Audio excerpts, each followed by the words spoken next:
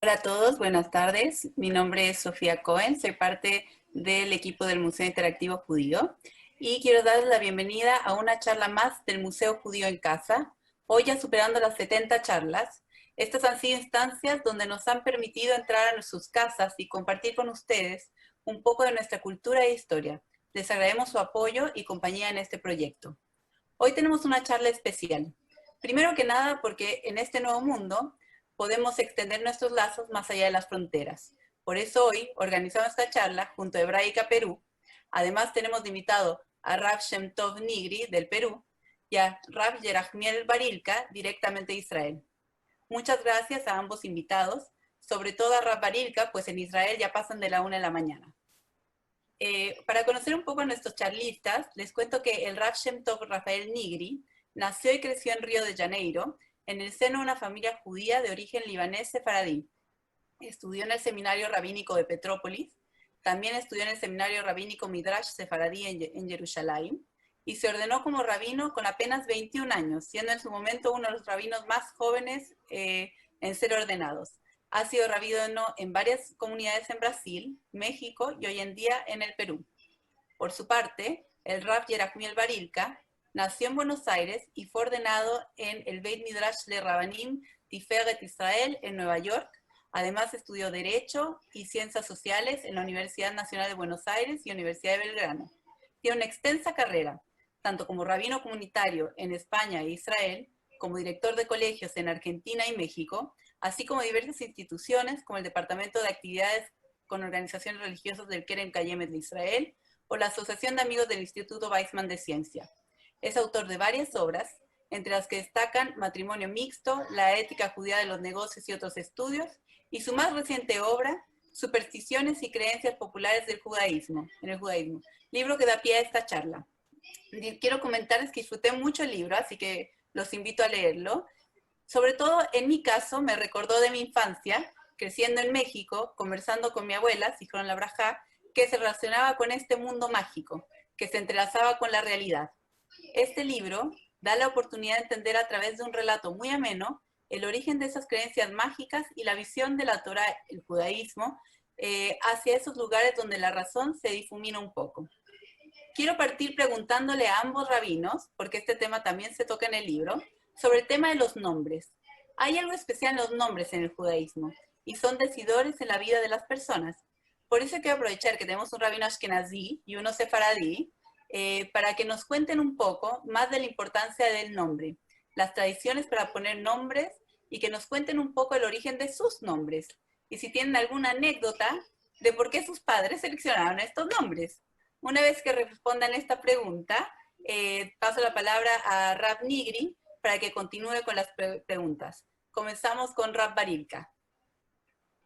Primero, buenas tardes para vosotros y antes que nada mi agradecimiento a Sofía Cohen, a Daria Polak, a Michelle Reich del Museo Interactivo Judío de Chile, a Alejandro Javier Abramovich de Hebraica de Lima, que habíamos trabajado juntos hace ya muchos años atrás, y me da mucho gusto reencontrarme contigo, y al rabino Simán Tov, Rafael Nigri, que tú llamabas hasta hace un instante Sofía Shem Tov, y ya me quedé con la duda si es Simán Tov, que es un nombre precioso, o es, ya que empezamos por el nombre, o es Shem Tov, de una u otra manera.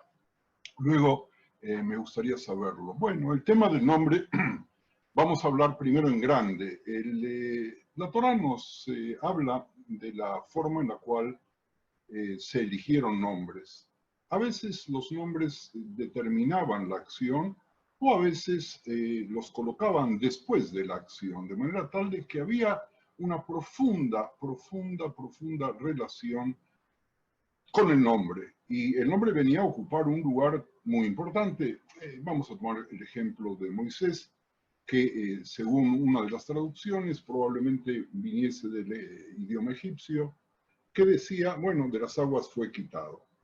Y hay dos grandes tradiciones de cómo los padres colocan los nombres, o colocaban los nombres hasta hace poco tiempo. En las comunidades ashkenazíes se colocaban los nombres y se colocan los nombres de algún familiar ya fallecido, con un poco de desorden que da lugar a veces a que el matrimonio se pelee porque quieren que de este lado o del otro lado. En las comunidades sefardíes hay mucho más orden, está mucho más claro todo y los nombres se colocan en vida a las personas según una tabla muy clarísimamente establecida. Primer hijo varón lleva el nombre del abuelo paterno. Segundo hijo, tercer hijo, y así va. No quiero distraerme del tema central porque el nombre de alguna manera puede llegar a ser un determinante y a veces puede resultar una casualidad y a veces una combinación de tradiciones. Preguntaba Sofía sobre mi nombre. Mi nombre es un nombre rarísimo, Yerachmiel, que en el Israel moderno lo hacen rimar con Shlumiel, que era un personaje de la literatura como un desmasalado, una persona sin suerte incluso, pero nació porque cuando mi madre embarazó, ya mi abuela había fallecido y su ilusión era tener una hija mujer y darle a su hija el nombre de la madre, Rachel. Pero ¿qué pasó? En lugar de nacer una hija, nací yo, que tenía todas las señales de ser un varoncito, por lo tanto, rápidamente debieron tomar una decisión. Esperamos a la niña para ponerle el nombre, la hija número 2 o 3 o 4 o 5, la que viniese, o hacemos una maniobra y entonces tomaron las 3 letras de Rachel y buscaron algún nombre de varoncito que pudiera encajar. Y encontraron nada más y nada menos que Yerachmi, el nombre que ni siquiera pronunciaban así, sino siguiendo la tradición de Ucrania y de Rusia, le quitaban la yud y me llamaban Rachmil y luego Rachmilke, y así fue como de pronto aparece mi nombre. Pero sobre esto quiero extenderme solamente un segundito más y luego, deseáis, podemos retomar ese tema. Hay una tradición también entre nosotros de, en ciertas circunstancias, agregar un nombre o cambiar un nombre. Y esa tradición familiar, si se quiere, tiene que ver incluso con mi madre, que nació con un nombre y luego, ante la desesperación de los padres, al ver que sus primeros 4 hijos habían fallecido, tenían que encontrar una manera de darle vida a la quinta y entonces siguieron con 2 pasos recomendados por un gran rabino. El primero de ellos fue venderla y el segundo agregarle el nombre Bobe, que quiere decir abuela, y que así se conoció a través del tiempo. Podría extenderme mucho más, pero creo que sería un abuso de mi parte. Así que adelante, Rabino Siman Tov o Shem Tov.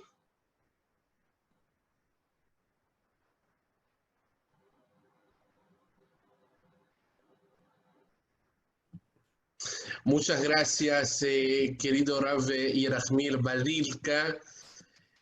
Si su nombre dice que es un poco raro, creo que el mío es aún más. Shem Tov es buen nombre, pero mi nombre es Siman Tov, good sign, buena señal. Yo quisiera agradecer primeramente y profundamente a nuestra querida Sofía Cohen, a mi querido Ale Abromovich, por organizar esta tan interesante charla entre Chile y Perú, todos los presentes, y estimado Rav Baril, que es un honor para mí participar con usted, que es conocido por ser un hombre sabio, culto y siempre con temas sumamente interesantes. Yo lo que puedo hablar sobre el nombre está escrito en nuestros libros sagrados, que es un poco de profecía, que los padres a la hora de dar el nombre al niño, a la niña que nacen, reciben como una profecía, ya que el nombre también, según las letras, va a hablar sobre la esencia de aquella persona. Yo me llamo Siman Tov porque, como mencionó antes Rav Yerachmiel, soy de origen sefaradí, es uno de mis secretos, aquí estoy revelando, ya sé que soy rabbi de una comunidad ashkenazí, pero originalmente mi familia viene de Líbano y Siria. Entonces yo, al ser el primogénito, me dan el mismo nombre del abuelito paterno, que era Siman Tov, pero la esencia del nombre es muy especial, el significado. Bueno, primeramente todos siempre me van a recordar de mi nombre porque es la canción judía más famosa de las bodas o de las fiestas, ¿no? De Siman Tov o Mazel Tov, siempre se van a acordar. Pero Siman Tov significa una buena señal. En alguna ocasión yo quise investigar Está bien que cuando uno se case se le dice Mazal Tov, que tenga una buena suerte. Pero ¿qué es Siman Tov? Una buena señal, ¿a qué se refiere? Y encontré una explicación interesante con base al Talmud, en el Tratado de Baba Metzia, y ahí se hace referencia a alguien que perdió algo, perdió un objeto, y otro lo encuentra. Y entonces al encontrarlo, tiene la obligación de buscar los dueños y devolver. Pero entonces el Talmud cuestiona cómo realmente va a saber quién es el dueño.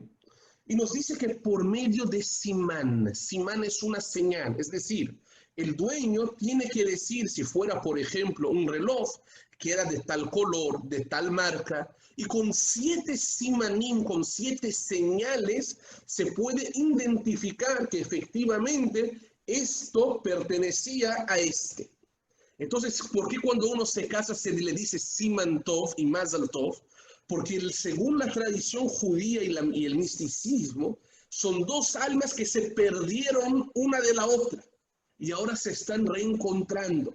Entonces, así como algo perdido se identifica que es de este por medio de un simán de señales, así también una buena señal es una forma de saber que tal persona o tal lugar o tal momento es lo adecuado, es lo correcto, que estas personas pertenecían una a la otra, que este espacio era para estas personas. Y así por delante, es una forma de ver que estamos en el lugar correcto, con la persona correcta y de la forma correcta. No nos perdimos, nos encontramos. Esa es la idea del nombre de Siman Tov que yo trato de transmitir a cada día de mi vida.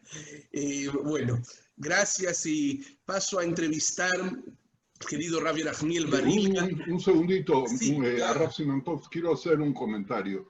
por En el favor. folclore, que no tiene nada que ver con las supersticiones, cuando nace una hija en primer término de un matrimonio, dicen que es Siman Tov, que es una buena señal.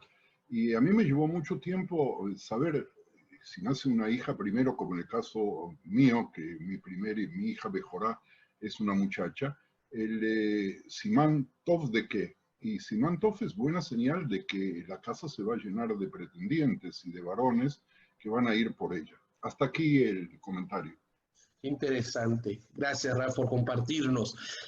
Raf Barilka, usted en los últimos tiempos se ha hecho aún más famoso por el libro que ha escrito sobre las supersticiones judías, desde la parte filosófica y folclórica en el judaísmo. La pregunta que quisiéramos hacerles antes de empezar a hablar de las diferentes supersticiones y comentar aquí, pero ¿qué lo llevó a escribir un libro sobre supersticiones? Si es algo que fue desde su infancia o si su trayectoria por diferentes comunidades lo llevó a hacer eso, se nos puede compartir, por favor, Rabino.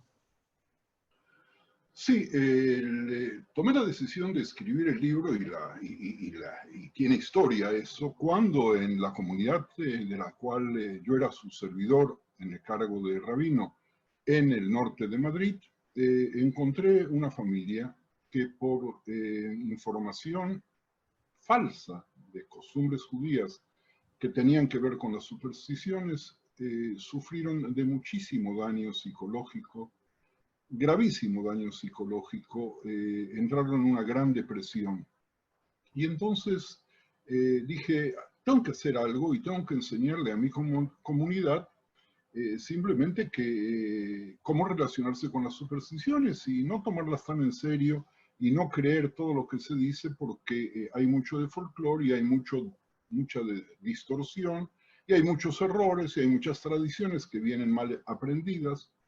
Y decidí escribir sobre las supersticiones que con el tiempo, al primer año y segundo año, había descubierto entre mi feligresía.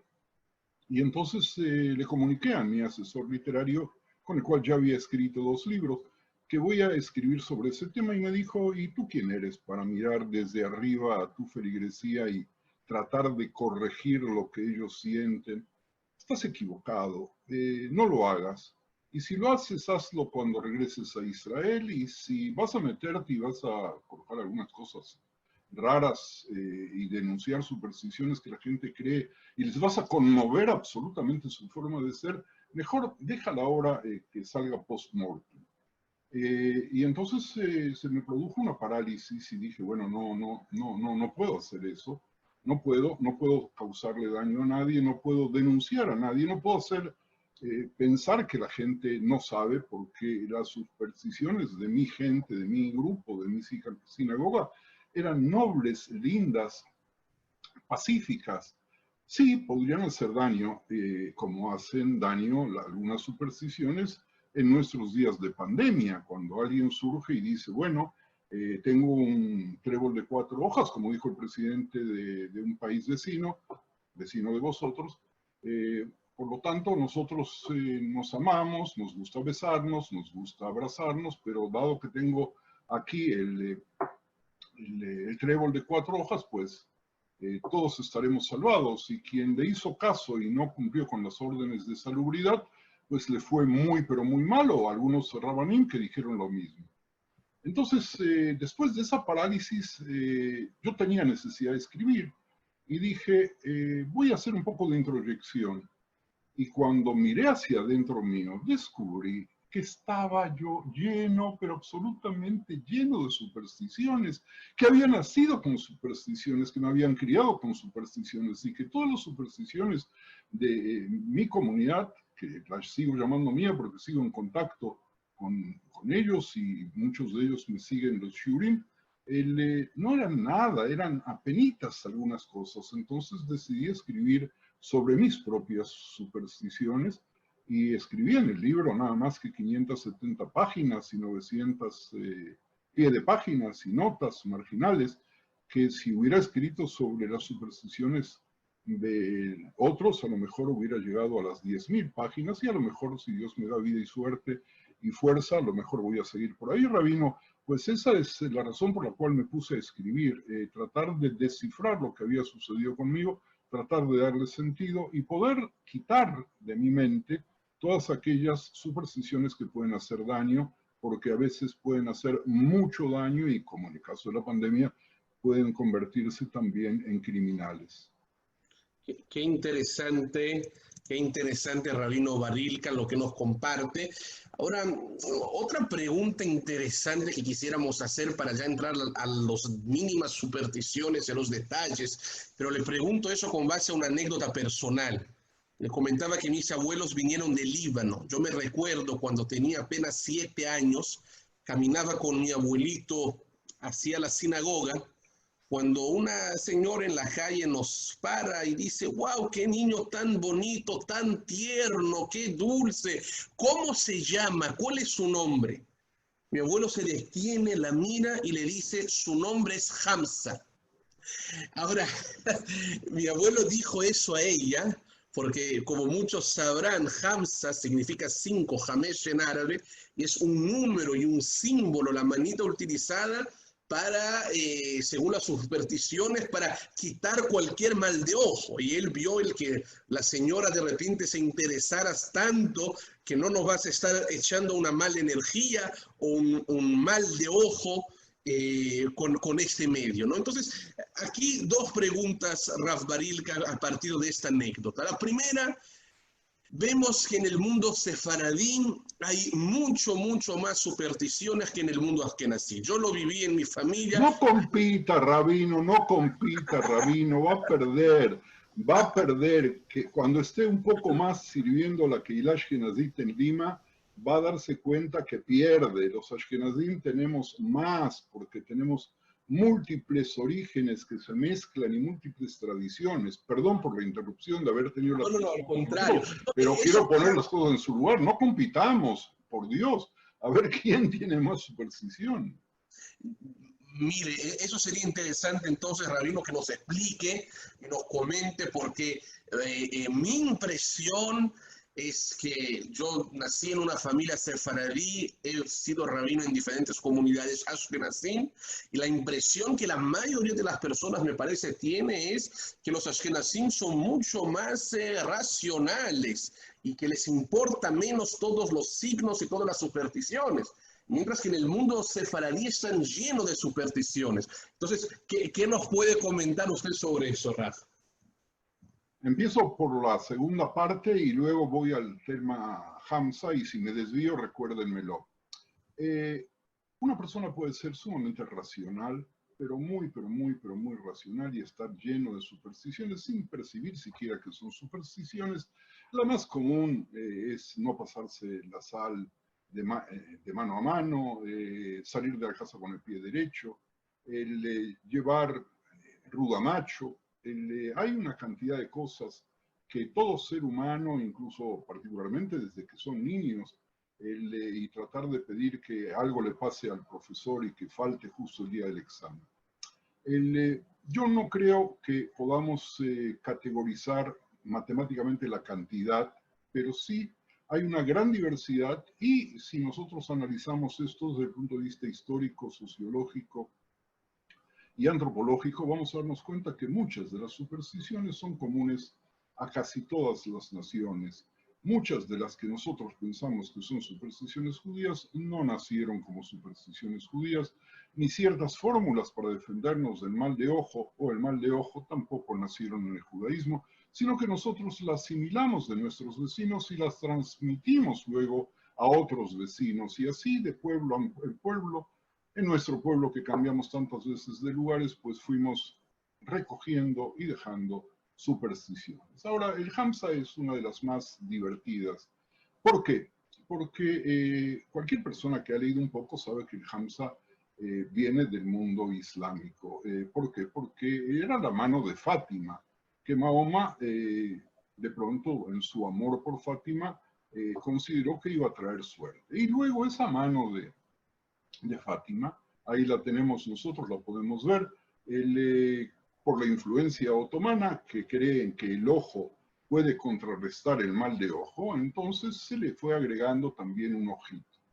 Cuando yo empecé a estudiar el tema del Hamza, en primer término, pues descubrí que no es un símbolo judío, pese a que los judíos de la antigüedad lo trataron de llamar, en lugar de Yad Fátima, la mano de Fátima, Yad Miriam, la mano de María o de Miriam.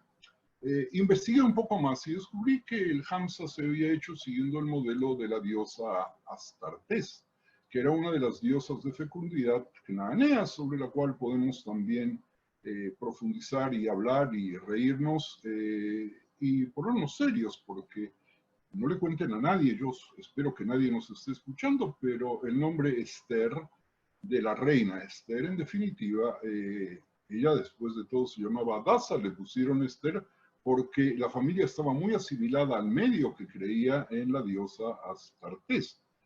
Y bueno, dije, hasta aquí llegamos, pero rascando un poco más la arqueología y la historia, descubrí que Astartés tampoco había nacido en la tierra de Canaán, lo que es hoy día la tierra de Israel, sino que había nacido todavía en Egipto en la figura de otra diosa cuyo símbolo era colocarse una mano como protegiendo su embarazo. Así que con respecto al Hamza, algo muy claro.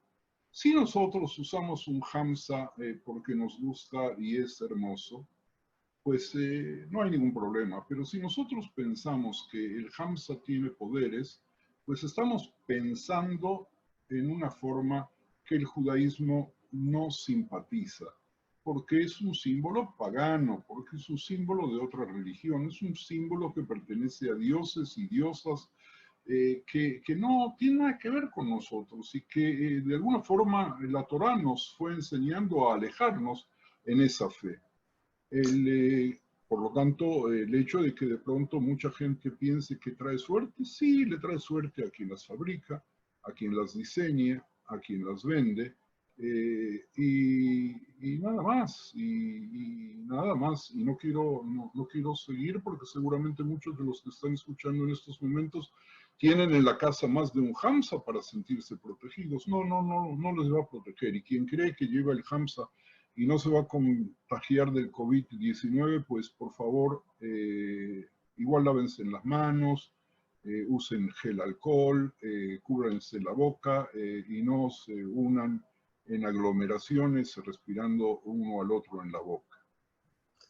Interesante, Rabino, gracias. Ahora, no quisiera crear mucha polémica o debate, pero ya creando, Debo de decir que, por otro lado, hay dos judíos, varias opiniones. Yo he estudiado algunas veces que, por ejemplo, obviamente el Hamza como tal, usted ha investigado, no tiene un símbolo judío. Sin embargo, por ejemplo, la idea es que cada número en el judaísmo tiene un valor, tiene un significado. Y por ejemplo, he visto que el número 10 va a representar la plenitud, ¿no? Algo perfecto. Tenemos 10 dedos en la mano, los 10 mandamientos. Entonces, he estudiado, he leído que muchas veces el decir Hamza, el decir el 5, el número 5, era una forma, no el símbolo como tal, pero que el número 5 era una forma de cortar un mal de ojo, como diciendo, no creas que soy tan perfecto, que soy 10, y por eso, por lo tanto, no me envidies ni me pongas una mala energía, porque soy solamente una mitad, es decir, un Hamza, un 5, un Hamesh. ¿Cómo ve usted esta idea, Raf?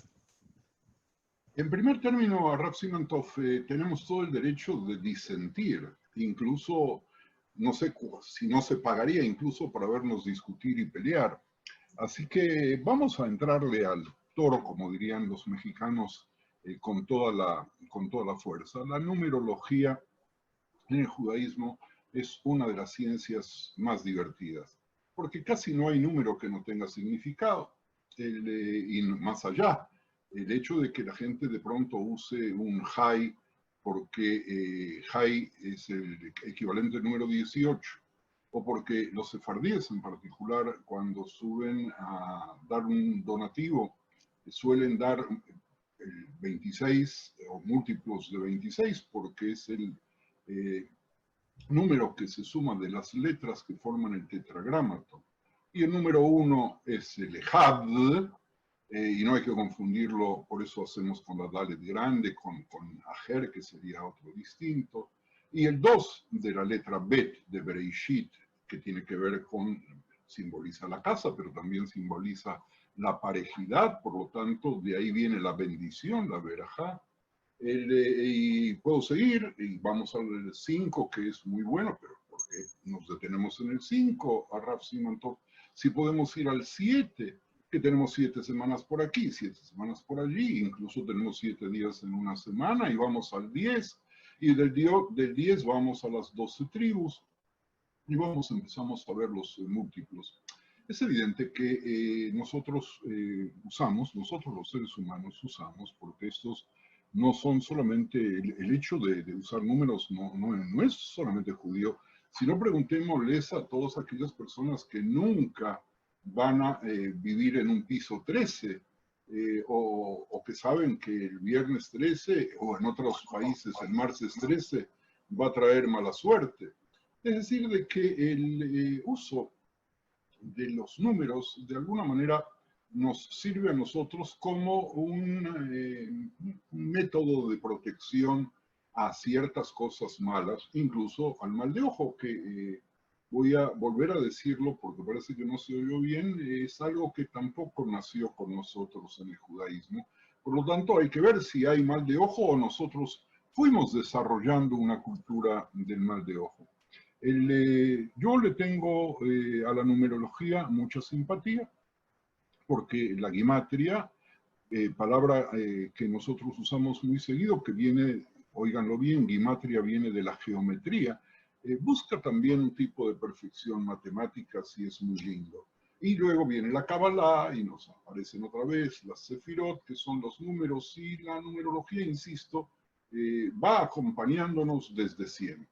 Pero de ahí a inferir que el Hamse nos va a traer suerte porque es la mitad de lo perfecto, podríamos decir que también nos va a traer suerte porque es 5 veces el 1, que es la unidad, dado que el judaísmo trata de ser, no trabajar con binomios. Nosotros tenemos un solo Dios, nosotros no tenemos una trilogía de divinidades, ni tenemos decenas ni centenares de divinidades, ni nuestros ángeles son sagrados, si es que existen los ángeles, según aquellas personas que creen en los ángeles que tienen alas, tal cual como aparecen en los dibujos o en las esculturas de las iglesias.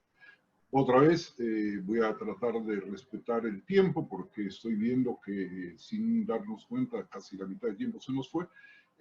Voy a deciros, es muy linda la numerología. Podemos jugar con ella y darle todos los valores que querramos a los números y todos los valores que nosotros le adjudiquemos van a ser correctos, pero al mismo tiempo ninguno de ellos en sí van a ser entidades que nos puedan servir para salvarnos o para hacernos daño. Interesante. Raf Barilka, yo en lo personal pienso que si existe el mal de ojo, ciertamente también debe de existir el buen del ojo. Es decir, la capacidad de mirar al otro con un ojo positivo, estar contento por su éxito y traspasarlo a algo positivo, una energía linda. Encuentro en la Torá, por ejemplo, Rashi comenta en el caso de Sará y Hagar, el concepto de Ain Hara, entre otros, pero Rav, la gran pregunta, el dilema que está aquí, vivimos, para mí judaísmo más que religión es un modo de vida. En el pueblo judío tenemos la fe clara en Hashem Echad, es decir, que hay un único Dios. Y por lo tanto, si hay un Dios, Él es el que guía, Él es el que decide, no debería de existir el concepto de supersticiones. Es decir, yo debo creer en Dios y listo. Entonces, la pregunta es, Rav, según su visión, con respecto a este dilema entre judaísmo y supersticiones. Diría que si la base del judaísmo es que hay un Dios, entonces no tiene lugar para que otras cosas tengan alguna fuerza, porque creo en un solo Dios. Pero por otro lado, vemos que en la práctica, tanto los sefaradim, y usted aquí más me dio razón diciendo que también los ashkenazim, que no vamos a competir, están llenos de supersticiones. Y no quisiera pensar, Rav, que todas las supersticiones son influencias paganas, es decir, algo debe existir en el judaísmo. Entonces, ¿cómo combinar estos dos conceptos? El judaísmo que cree en un solo Dios por un lado y tantas supersticiones judías por otro lado. Oh, perdón por el hoy, que es una manera de decir, estamos metiéndonos en un lodazal. Pero qué bueno que nos estamos metiendo en un lodazal. Yo podría decir de que a las personas que tienen supersticiones, las quiero, las respeto, las abrazo y las respeto. Después de todo, parte de mi judaísmo fue adornado, controlado, con grandes supersticiones. Y yo no veo razones por las cuales criticar a quien o quienes necesiten mayor protección que la protección divina. Cuando leemos la Agadá de Pesaj, decimos que Dios nos sacó de Egipto, lo alidei malach, velo alidei shaliach, velo ela, es decir, no nos sacó por medio de ángeles ni por medio de enviados, sino que Él se ocupa de nosotros. Ahora, ¿qué pasa con nosotros? Nosotros como seres humanos, insisto, nacemos con temores y vamos desarrollando temores en el inconsciente y buscamos algún tipo de protección para que sentirnos más tranquilos y más seguros cuando nos amenaza el sufrimiento, la enfermedad, la guerra, las pandemias, la situación económica, el desempleo y demás. Entonces, por un lado tenemos que tener muy claro lo que dice el libro de Deuteronomio. Cuando entres a la tierra que Hashem tu Dios te da, no aprenderás a hacer según las abominaciones de aquellas naciones. No sea hallado en ti quien haga pasar a su hijo o a su hija por el fuego, ni que practique la adivinación, ni por agorero, ni sortílego, ni hechicero, ni encantador, ni adivino, ni mago, ni quien consulte a los muertos. Devarim 18, Deuteronomio 18. ¿Por qué? Porque estas supersticiones que nosotros tenemos, si queremos profundizarlas y llevarlas un poco más, vamos a ir casualmente a lo que la Torá prescribe como algo que no se debe hacer. Por otro lado, por otro lado, nosotros podemos hacer un recorrido de nuestras supersticiones. Empezamos por el tema del ojo. Yo cuando hablamos del ojo bueno y el ojo malo, suelo hacer la siguiente leyenda. Digo que si nosotros tenemos algo como la letra Nun, N, y la letra Gimel, Nag, que se puede leer Nag, Neg, Nig, Nog, Nug, pero no significa nada, depende dónde ponemos el Ain, el ojo, lo vamos a convertir en Onek, si lo colocamos al principio, es decir, algo que nos va a dar placer, o lo vamos a convertir en Nega, que es una plaga en hebreo, si la colocamos al final de la palabra. Es decir, que el ojo tiene que ver con la envidia, de eso no hay ninguna duda. El ojo tiene que ver con la ostentación, de eso no hay ninguna duda. Y si yo envidio lo que tiene el otro, voy a estar tentado a hacerle daño. Pero de ahí que haya personas que tengan ciertos poderes para dañar a partir de una mirada, pues hay un precipicio y una distancia muy alta. Y a partir de ahí, particularmente con el mal de ojo, se ha dado lugar ahora ahora también, es decir, en el siglo XXI, se ha dado lugar a que la gente vaya a adivinadores y agoreros y a sortílegos y a hechiceros y a encantadores para tratar de quitar el mal de ojo.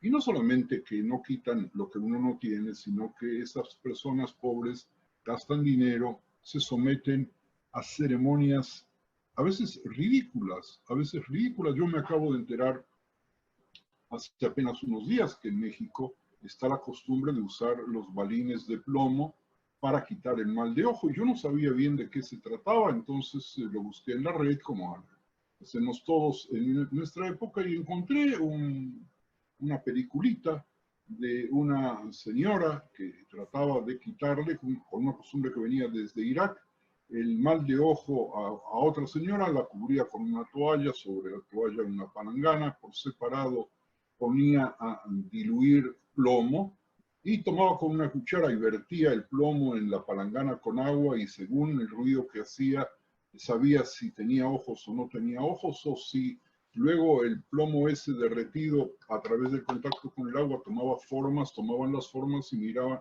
¡ay Dios! Si cualquier niño de 4 años que vea esa película va a decir, ¿de qué estamos hablando? ¿Por qué le hacemos a la gente ese tipo de convencimiento de que hay quienes les van a dañar y por lo tanto hay que recurrir a salvadores para que le quiten eso? ¿Por qué? ¿Por qué no le explicamos a la gente que con su capacidad y con la bendición de Dios, en el orden inverso, con la bendición de Dios y con su propia capacidad, tiene que asumir la responsabilidad de las cosas si le van bien y de las cosas que no le van bien?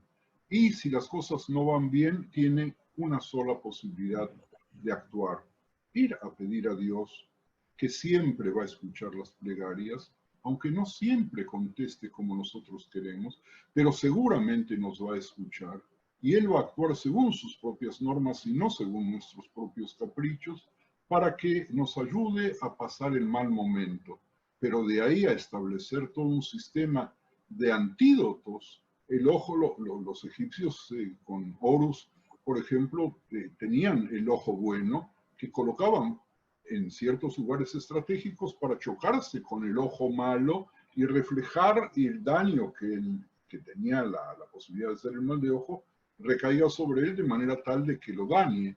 Y bueno, yo siento que otra vez, Raf, usted me está desafiando con preguntas que parecen simples, pero que exigen mucho tiempo de respuesta, y yo sé que lo único que nosotros no tenemos más que el que Dios nos concede es el tiempo, así que le devuelvo la palabra. Gracias, Raf. Entonces, quizá enfocarnos en un par de supersticiones específicas, ¿no?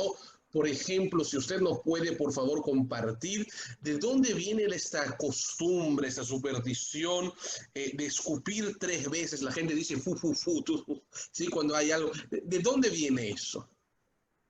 Bueno, a mí me educaron así, con el escupitajo, para quitarme el mal de ojo. Hay una referencia en el Talmud muy interesante sobre un rabino que sufrió el escupitajo de una señora que tenía que demostrar a su marido que le era fiel y de esa manera le faltaba el respeto, quizás para quitarle el orzuelo. El pu, pu, pu, pu lo encontré en una tradición muy, pero muy vieja, obviamente no judía, que tenía que ver con un personaje siniestro que recitaba en latín frases, obviamente no al Dios de Israel, y que empezaba por pu, pu, pu, porque desde siempre a la saliva se le dieron no solamente cualidades curativas, sino cualidades de todo tipo. Y entonces si esa persona está ojeada porque tiene cosas buenas y de pronto ahora las empezó a perder, entonces se lo rebaja a través de la afrenta de escupirle en la cara y se le agregaban ese tipo de fórmula en latín que luego con el transcurso del tiempo se perdió. Probablemente pu, pu, pu también viniese algunas palabras del latín eclesial del siglo I o II, y de ahí lo recibimos nosotros, que pasó por Rusia, porque el pu, pu, pu es una costumbre más que nada ashkenazí.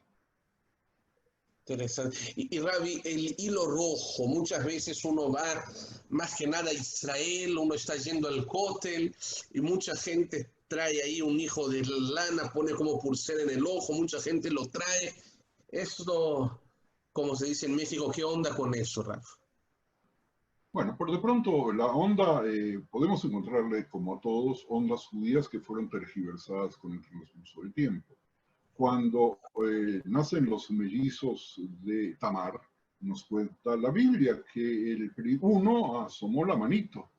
Y cuando asomó la manito del cuerpo de la madre, la nodriza rápidamente le ató un hilo rojo. Luego metió la mano para adentro, nació su otro hermano primero y ella ya sabía que el del hilo rojo era el que teóricamente se había asomado a la vida primero. El rojo tiene que ver con la memoria nuestra, ese versículo y esa historia forma parte de nuestro depósito mental, ¿verdad? Tiene que ver con la sangre que había que untar sobre las jambas de la casa en la salida de Egipto, cuando el pueblo se permitió demostrarle a los egipcios, paradójicamente, de que sus dioses en los que él tanto creía no servían para nada, y no solamente no servían para nada, sino que se podían matar y se podían consumir libremente y su sangre hacer cosas. Entonces es el color rojo que tiene que ver también con la vaca roja, que su ceniza servía para purificar. Él junta en la tradición elementos sueltos que hacen que de pronto sea muy bueno concentrarlos en algo rojo, de manera tal de que si alguien te quiere echar el mal de ojo y ve que tienes en la mano una pulserita roja, va a pensarlo dos veces porque seguramente estás protegido. Y bueno, y que la gente use el hilo rojo me parece fantástico. Fuera de cámaras, antes de que inicie el programa, había comentado que Madonna, que realizó algunos cursos de cábala incompletos, usaba el hilo rojo. He visto políticos de todas las religiones usar hilos rojos. He visto muchas cosas, y quien gana con el hilo rojo son los señores y las señoras que al lado del cótel o de la tumba de la matriarca Rachel están allí y nos hacen creer que eso va a servir para algo. Y personas muy, pero muy poco creyentes en Dios, sin embargo, creen que el hilo rojo los va a proteger. Y bueno, y forma parte de lo que yo llamo nuestro folclore, que es simpático, que es bonito, que no hay razón por la cual que arranquemos los hilos rojos porque no sirven para nada. Si a alguien le gusta usar un hilo rojo, amarillo, blanco, violeta o lo que fuese, que lo use. Me encantará su visión. La palabra mashallah, ¿qué nos puede usted decir sobre eso? Yo no sé si en Perú se usa la palabra joker. ¿Se usa o no se usa en los juegos de cartas? No, no mucho, no. No El mucho. comodín. El comodín. Mashallah es un poco el comodín de los árabes, del idioma árabe, perdón, que se es aplicado por muchos judíos, criados particularmente en la cultura del hebreo árabe o del árabe hebreo. Y entonces se utiliza para cualquier cosa. Hay un niño bonito, cuando el Raf comentaba de que su abuelo había dicho que su nieto se llamaba Hamza, yo creí que iba a decir que se llamaba Mashallah.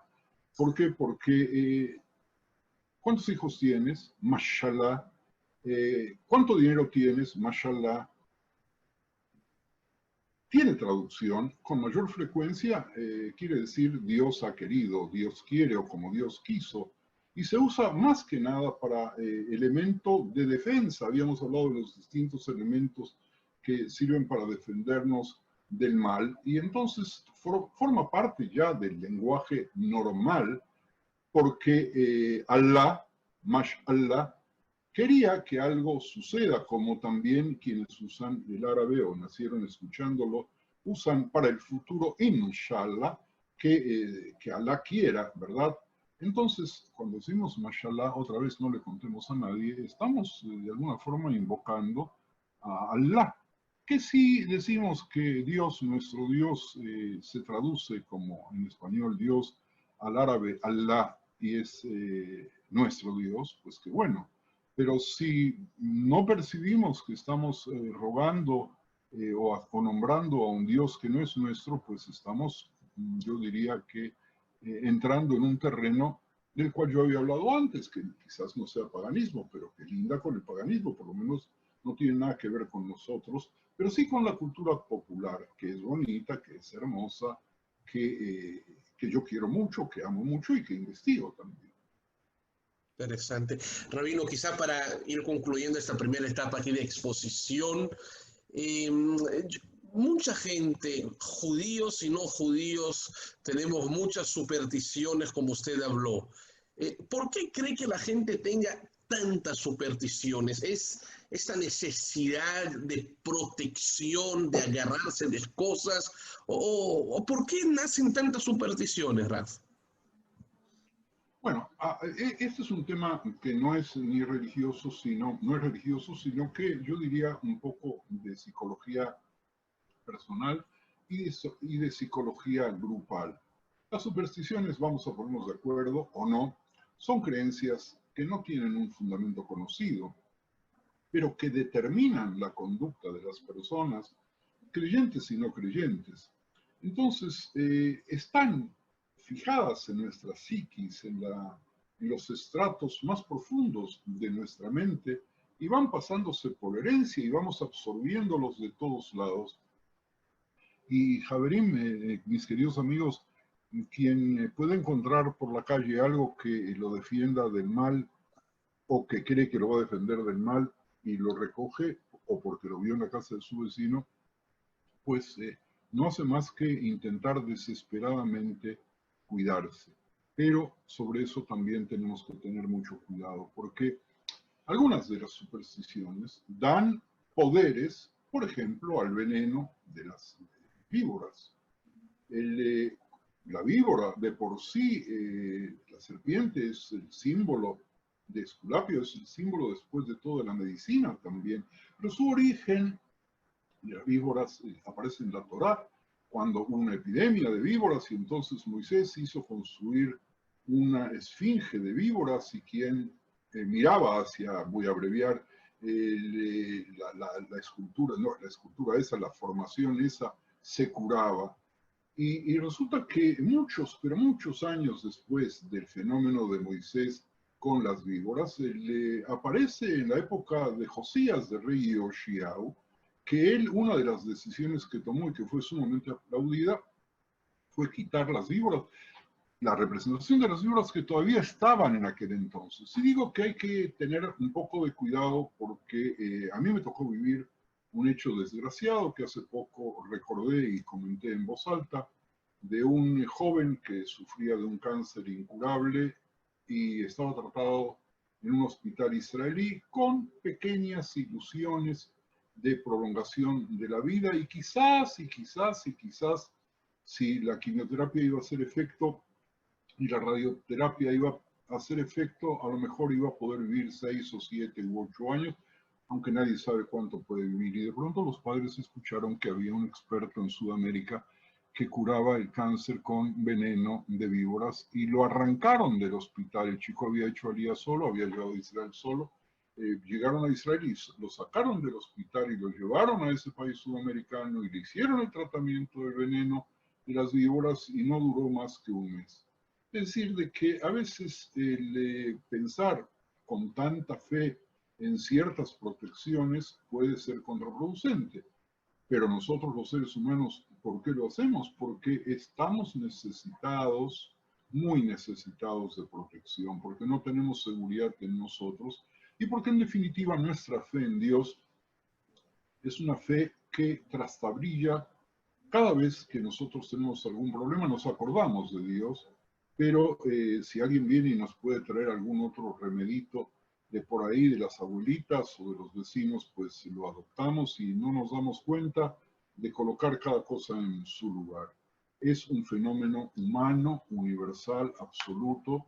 Y yo, pese a que mi libro defiende lo que ustedes ya acaban de escuchar, estoy seguro que aún para los lectores más detallistas de cada uno de los renglones, no les voy a quitar las supersticiones que traen, más que por 3 minutos. Interesante, interesante. O sea, entonces quizá la gente para sacar sus supersticiones debería creer más en Dios y hacer su parte y cuidar. ¿Es correcto si pudiéramos así resumir? En una frase, sí, deberíamos tener una mejor fe en Dios, una fe más sincera, percibir su presencia, que a veces se oculta nuestro Dios de nosotros, sí, pero tenemos que saber que está ahí y tratar de evitar recurrir a cosas que no son ciertas. Una vez en México, dado que el rabino también estuvo en México, alguien me dijo, ¿tú crees en Dios? Le dije, sí. Pues ríete de los ángeles. Le dije, no entiendo. ¿Tú crees en el dueño del circo? ¿Sabes quién es el dueño del circo? Sí, sé quién es el dueño del circo. Pues no le temas a los payasos. En otras palabras, si nuestra relación con Dios es una relación clara de fe en serio, que hay que elaborar y reelaborar todos los días, y dialogar con Él, y dialogar por medio de la plegaria, y por medio de la plegaria que sale de nuestros corazones, debemos confiar con los ojos cerrados en que Él nos va a salvar, o si no va a salvarnos, va a ser una decisión que Él va a tomar, pero si Él no nos va a salvar, pues no hay manera de que nadie nos salve.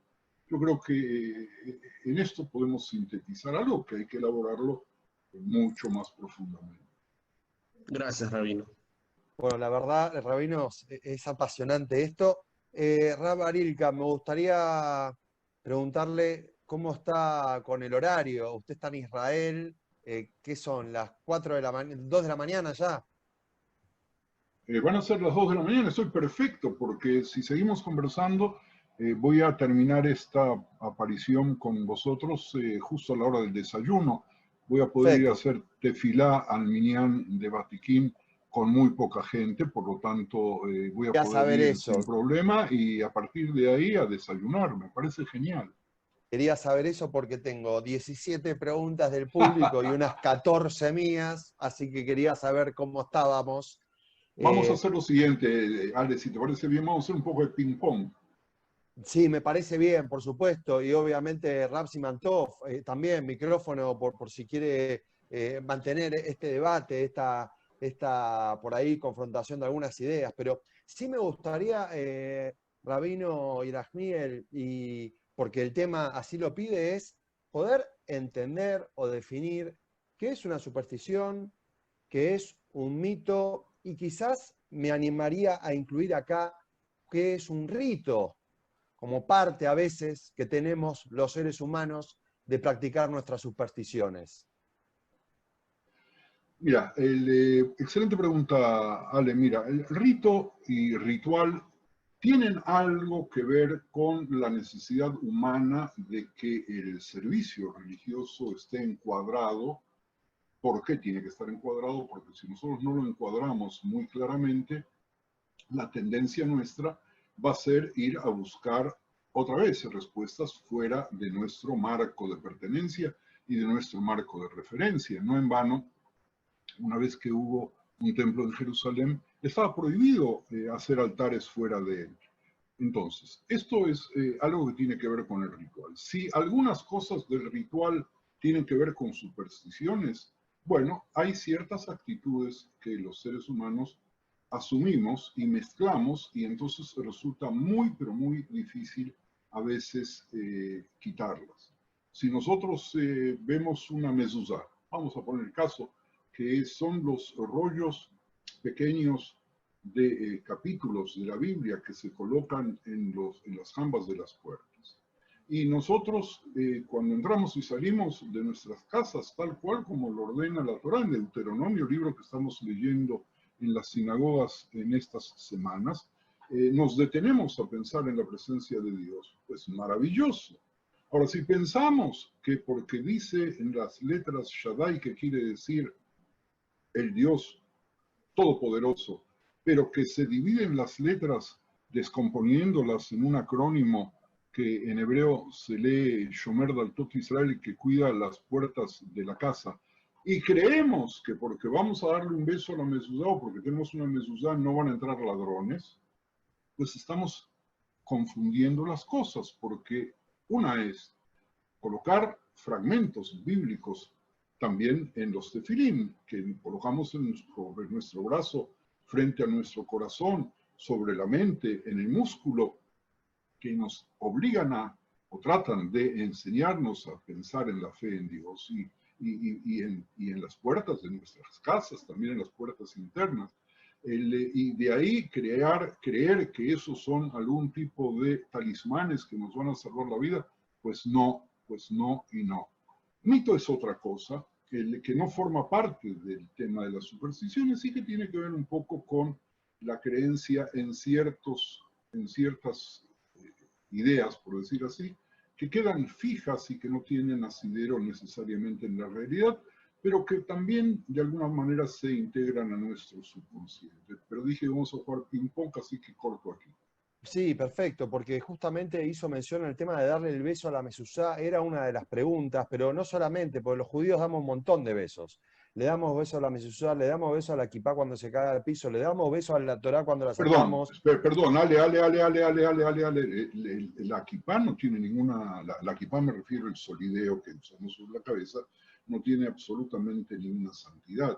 El hecho que de pronto yo vea, igual que tú, veamos que niños se les cae o adultos se les cae la kipá y creen que es un objeto sagrado porque en lugar de usarlo todo el día como debería ser, lo usan únicamente en el ritual sinagogal, pues es obvio que nosotros somos un pueblo amoroso, claro que sí, pero si besamos un Sefer Torah, lo besamos porque es una demostración de nuestro amor y no más que por ahí.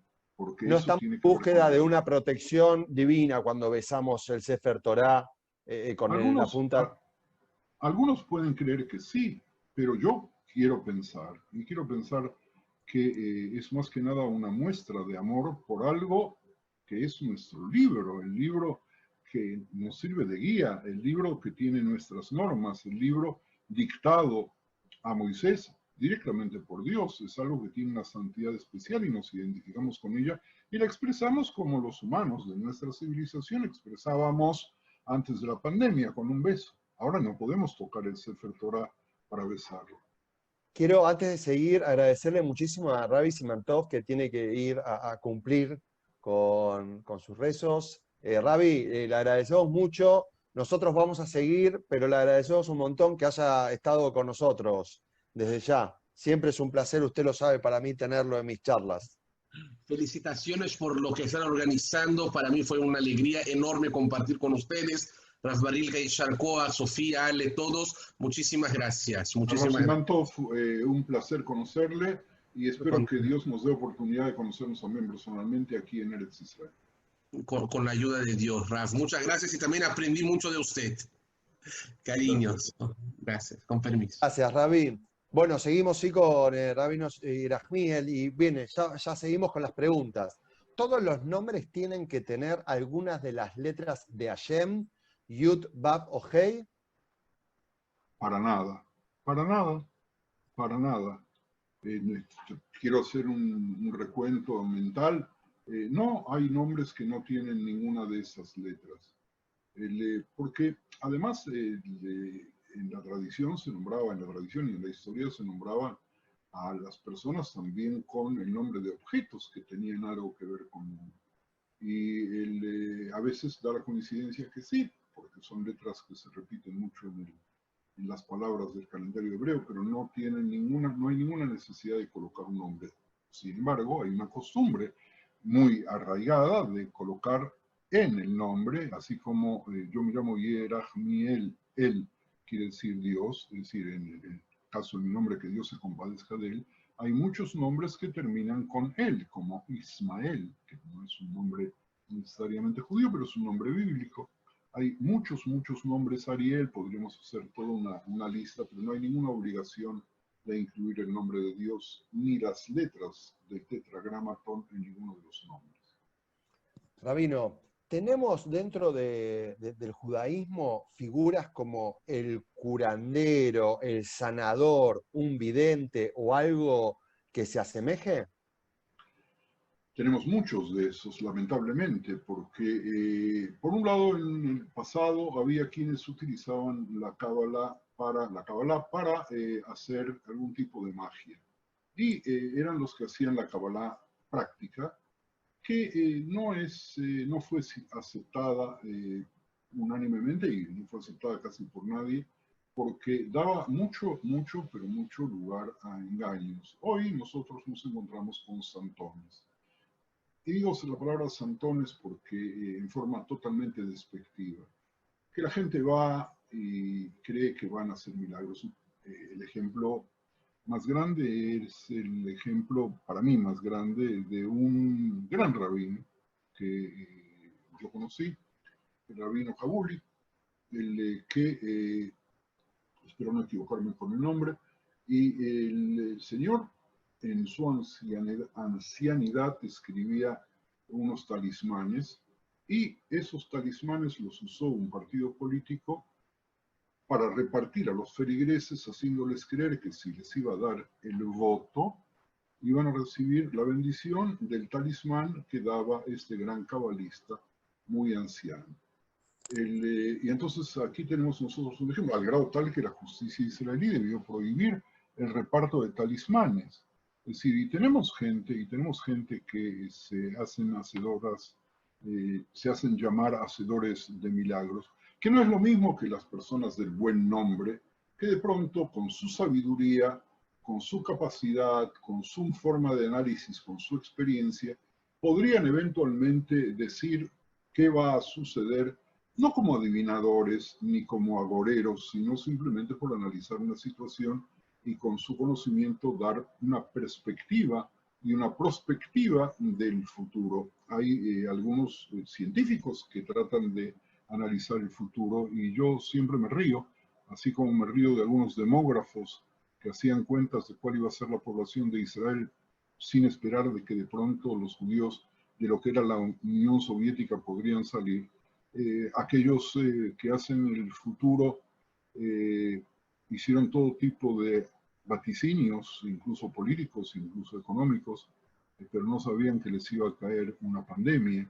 Por lo tanto, a reducir, por favor, la dependencia psicológica de los santones, de los milagreros, de los adivinadores, de los lectores del agua y aceite y de los panes y aceite y de los lectores del café. Hay una pregunta, Rabino, que me hacen, que es si la Cábala promueve de alguna manera las supersticiones en el judaísmo. Yo no he estudiado Cábala porque a mí en la Yeshiva me dijeron que hasta los 40 años no se debía estudiar un tema tan profundo. Que haya lecturas que a partir de ciertos textos sirvan para realimentar supersticiones, Lo hemos visto incluso con la lectura de la Torá, con respecto al hilo rojo, cuando hice mención de los hijos de Yehudá y de Tamar. Así que no me sorprendería, pero es un mal uso y una mala lectura de lo que es un texto tan importante y tan profundo que yo conozco muy, pero muy superficialmente, por lo cual me considero que no soy quien para hacer ningún comentario sobre él. ¿Qué significa la creencia de poner el papelito en el cótel? Bueno, eso forma parte de lo mismo, ¿no es cierto? Vamos a poner las cosas en proporción. ¿Qué es el cótel? El cótel es el muro exterior de lo que fue el templo de Jerusalén. Ahora, no es el único lugar donde se colocan lo que se llama kvitlach, es decir, esquelas o mensajes.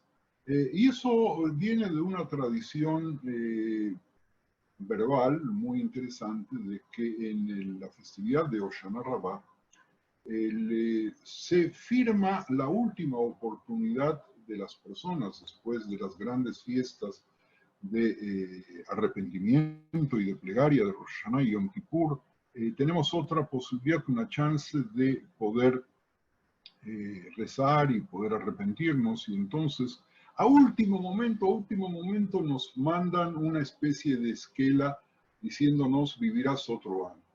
Y ese es el subconsciente de la costumbre de escribir un papelito y colocarlo en el muro, pensando que Dios lo va a ver más cerca. Pero eso es otra vez una negación de lo que es la esencia divina. Dios está en todos lados. Nosotros podemos hablarlo.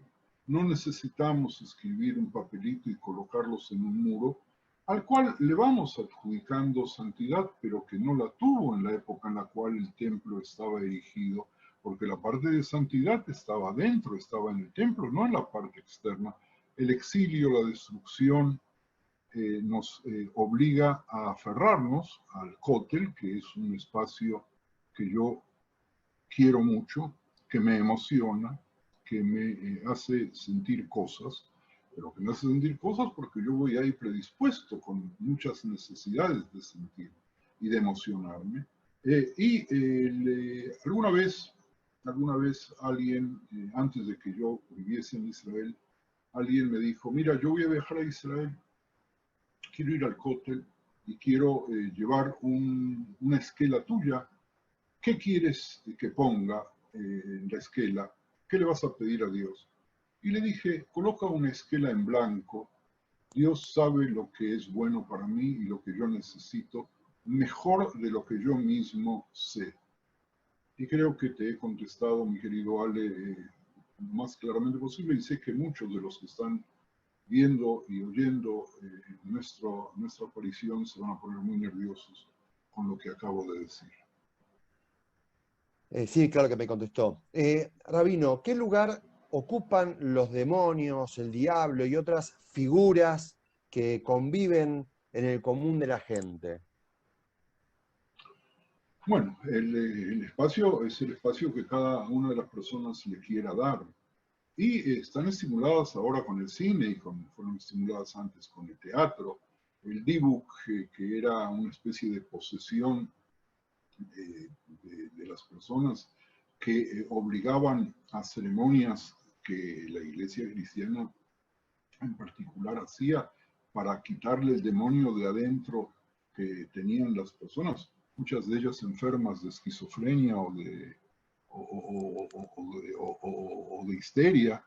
Y bueno, se hizo popular por una obra de Ansky, el dibuj, y entonces los exorcismos esos se volvieron populares y todavía se hace.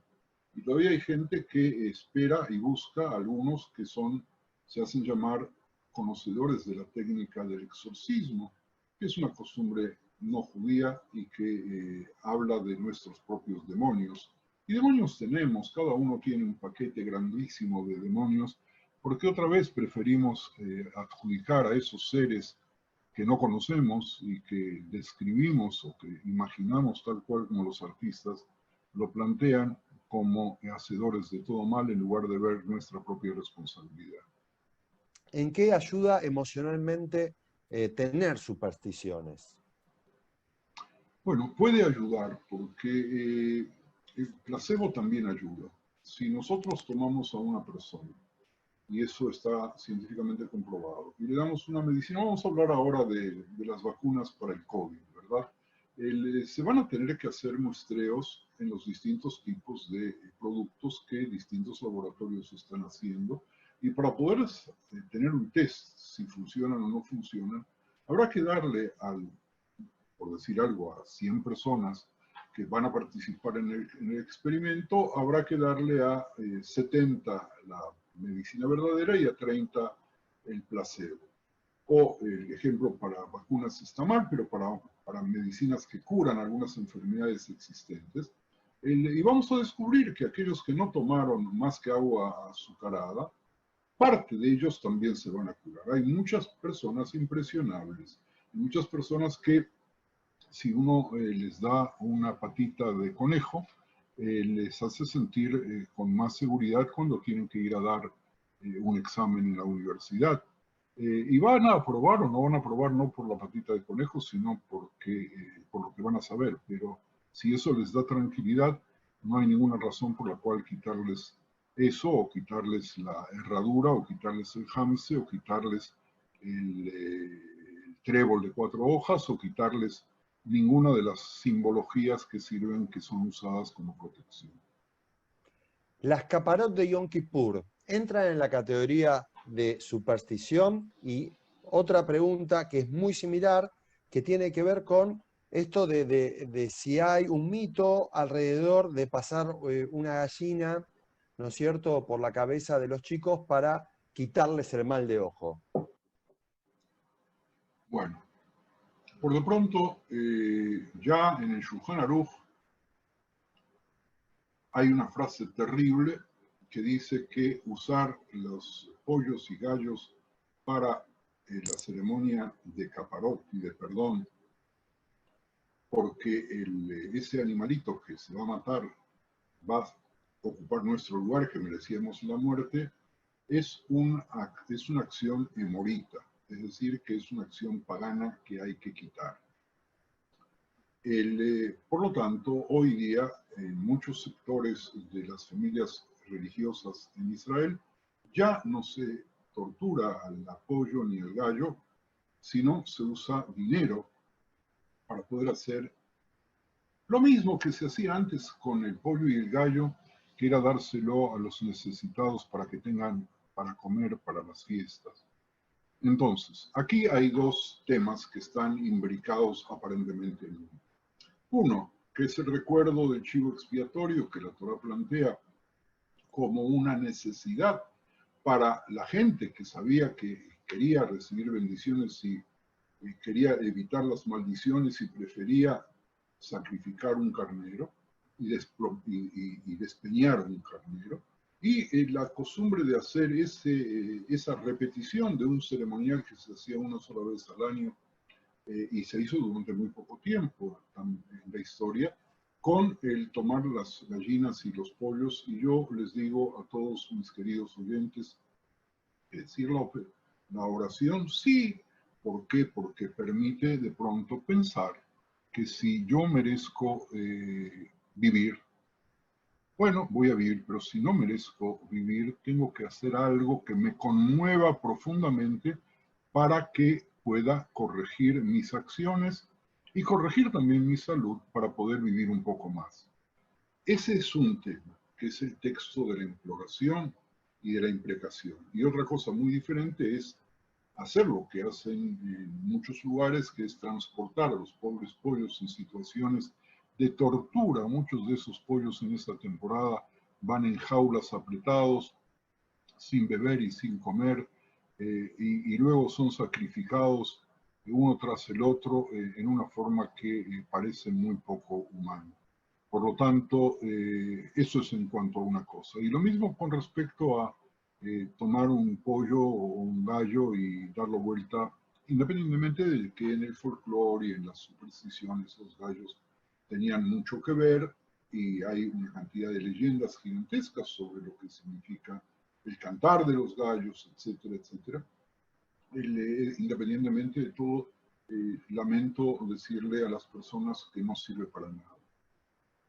Bueno, yo creo que hay muchas preguntas, otras que van surgiendo. Yo, ante todo, quiero disculparme con la gente si no vamos a hacer tiempo para todas.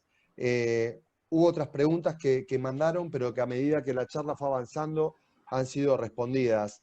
Me gustaría muchísimo, Rabino, en este momento que me cuente un poco del libro, ¿está bien? ¿Qué lo llevó a escribir el libro? Y en esta investigación que hizo, ¿cuál fue quizás la superstición más extravagante que haya usted investigado? ¿Y qué dato de color por ahí también le sugirió este libro? No, por lo pronto quiero decirles a todos que cada una de las supersticiones en el libro viene acompañada por un personaje. Y estos personajes, la mayoría son personajes trágicos y algunos son extremadamente cómicos. Algunos existieron, los deformé, algunos no los deformé y otros fueron unión de 3 o 4 o 5 personas. Por lo tanto, el libro puede leerse en varias lecturas. Primero como una especie de novelita, novelita de 570 páginas, hoy día hay pocos lectores que se animen, para descubrir personajes judíos y no judíos, porque hay varios personajes que son de otra fe, cristianos, islámicos, que participan en el diálogo de manera tal que me permite hacer algún tipo de comparación entre sus costumbres y sus supersticiones y las nuestras. Hay una segunda lectura que es leer las 900 notas de pie, que aparte de la explicación de todos los textos y de los sabios que los escribieron y que forman parte del compendio de investigación, es casi un manual muy, pero muy completo de judaísmo, porque aparecen traducidas y explicadas muy, pero muy brevemente las festividades, los nombres, las sinagogas, las plegarias más importantes, las costumbres, etc.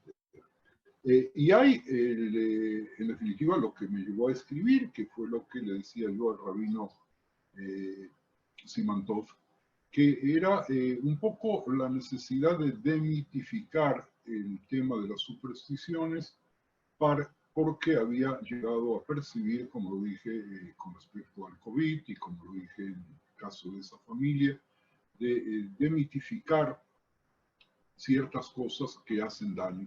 El ejemplo más reciente fuera del libro fue que en la víspera de Tisha B'Av recibo un WhatsApp de un excelente amigo, miembro feligrés de mi sinagoga, de la sinagoga en la cual yo di mis servicios en Madrid, y me pregunta si en Tisha B'Av, que hace poco recordamos, se podía viajar. Y entonces le contesté lo que dice la norma: se puede viajar en Tisha B'Av por cualquier medio de transporte. Y luego me pregunté a mí mismo qué había pasado con este buen hombre que me hace esta pregunta, si él sabe que Tisha B'Av no es Pesach, no es Shabbat, no son las festividades de guardar en las cuales el judío no debe usar medios de transporte. Y entonces entendí, alguien le había dicho que viajar en el día en el cual se produjeron tragedias tan grandes en el pueblo de Israel podía traerle una tragedia a él, por lo tanto no viajaba por tradición de su abuelita y de su madre, y que seguramente ya había transmitido a los hijos, pero ahora se encontraba ante una difícil decisión, porque su padre, viviendo en otra ciudad, había enfermado y tenía que saber si debía o no debía ir a viajar para poder estar con su padre, no sea que al viajar en Tisha B'Av le iba a provocar algún daño a él o se iba a provocar un daño a sí mismo. No es absurdo, estoy hablando de una persona de una vastísima cultura, que estudió largos años en la universidad, de una inteligencia impresionante, pero que sigue estando atado a ese tipo de supersticiones que en este caso por suerte no le hicieron ningún daño. Luego le llamé por teléfono, entonces él me explicó por qué había preguntado, pero ya me había caído, es decir, la inteligencia, estoy traduciendo el hebreo, me había caído la monedita del teléfono público. ¿Se acuerdan que había teléfonos públicos a monedita? Que cuando se iniciaba una conversación, de pronto caía así, ¡plic!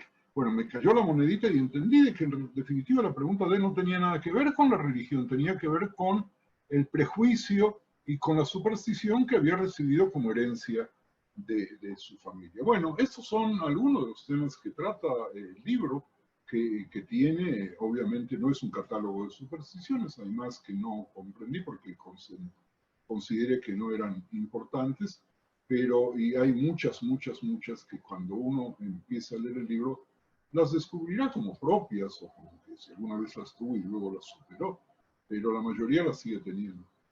Y Rabino, ¿usted es supersticioso? Bueno, yo lo dije también antes, yo nací supersticioso, me crié supersticioso, fui supersticioso y he hecho un largo recorrido en mis largos años tratando de ir borrando los restos de superstición que de vez en cuando me agarran. Cosas tontas, uno sale de la casa y pues sabe que no tiene que regresar. Y cuando salgo de casa y me acuerdo antes de subir al automóvil, por ejemplo, me acuerdo que me olvidé algo, siento una palpitación en el corazón. Claro que vuelvo a recogerlo porque no creo en la superstición, pero que no me hace algún efecto, mentiría si diría que ya la superé tan bien que ahí se termina. No, sigo teniendo ciertas cosas y a medida que las voy percibiendo, las trato de elaborar de la mejor manera posible. A veces me resulta muy difícil desprenderme de tantos años de creer ciegamente en ellos. Bueno, Rabino, un placer. La verdad, fue maravilloso charlar con usted.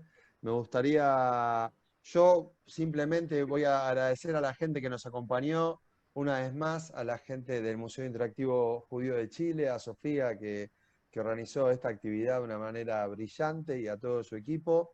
Seguramente Sofía, después que hablo yo, si querés, Sofía, unas palabritas. Y Rabino, obviamente después el micrófono se lo dejamos a usted para que pueda despedir a estas más de 100 personas, 120 en un momento del continente aquí que lo estuvimos escuchando. Un placer para mí. Y por supuesto recordemos que el libro se consigue en época de pandemia por Amazon, ¿no es cierto?, en las plataformas virtuales. Creo que en un momento en el chat pusimos dónde lo conseguimos, pero si queremos repetirlo ahora, así la gente puede investigar y obviamente adquirir este libro. Bueno, Rabino, gracias. Un saludo en casa a Éter, que también le tenemos un cariño enorme. Y bueno, ahora sí, le paso la posta a Sofía. Le agradezco a todos este domingo haberlo compartido con nosotros y hasta muy prontito. Después de Sofía, el Rabino cierra para todos. Muchas gracias, Ale. Muchas gracias al Rav Yerachmiel y a Rav Siman Tov por su tiempo y por todo lo que compartieron con nosotros. Los dejamos invitados, tendremos más charlas, martes y jueves 7:30, domingo a las 5 de la tarde. Hoy hicimos un cambio para poder hacer nuestra segunda charla ya con Hebraica Perú, así que se siga repitiendo. Muchas gracias, Rav, y le dejo la palabra para que pueda cerrar. Bueno, lo único que puedo decir es agradecimientos de todo corazón. Primero porque este es mi debut, si bien en Santiago estuve alguna vez brevemente visitando los colegios y visitando la comunidad, pero muy pocas veces y muy poco tiempo. En Lima no he tenido el gusto de visitar ni he tenido contacto con la comunidad, excepto durante un periodo con el colegio al cual asesoraba yo al director cuando Daniel Trilnik era el director. Y la posibilidad de estar con los Javerín, los compañeros tanto de Santiago como de los que están en Lima y al rabino en particular, pues un placer. Y a todos los que nos están escuchando, varias puntualizaciones. La primera es que tenemos que tener apertura para coincidir y para disentir. No estamos obligados a aceptar nada como automático, porque si yo hubiera aceptado todo lo que tenía como automático y como intocable, no hubiera podido ni siquiera cuestionarme nada. Por lo tanto, también lo que yo digo no es Torah ni Sinai, sino material que nos permite sí provocarnos para enfrentarnos con él, vernos a nosotros mismos, quitarnos de encima ciertas lacras que nos acompañan y tratar de ser seres humanos mejores ganando autoconfianza. Eso es muy importante, sabiendo que nosotros, los seres humanos, fuimos creados de manera tal de que podemos y debemos satisfacer todas nuestras necesidades con fe, pero con fe en un solo Dios para quienes son creyentes, pero seguramente sin necesidad de bastones a los cuales recurrir, de pensamientos que son muchas veces infantiles y que están separados de la realidad. Así que a todos, muchas, pero muchísimas gracias. Y bueno, espero tener la oportunidad de poder estar con vosotros en alguna otra oportunidad. Muchísimas gracias. Tengan ustedes muy buena tarde. Tengan ustedes muy buena semana. Gracias otra vez, Rabino. Gracias a todos. Muchas gracias. Espero que sigan disfrutando de lo que queda del domingo. Aquí, Rabino, usted ya es lunes, está adelantado un día. Así que, ¿cómo se vive el 10 de agosto? Es una pregunta que siempre quise hacer. Estando en el 9, no lo puedo creer. Ay, Dios, muy bien, pero yo me guío por el calendario hebreo, así que todo muy bien. Un abrazo gigantesco otra vez y muchas gracias, muchas gracias. Muchas gracias, Rab. Gracias a todos, que estén muy bien.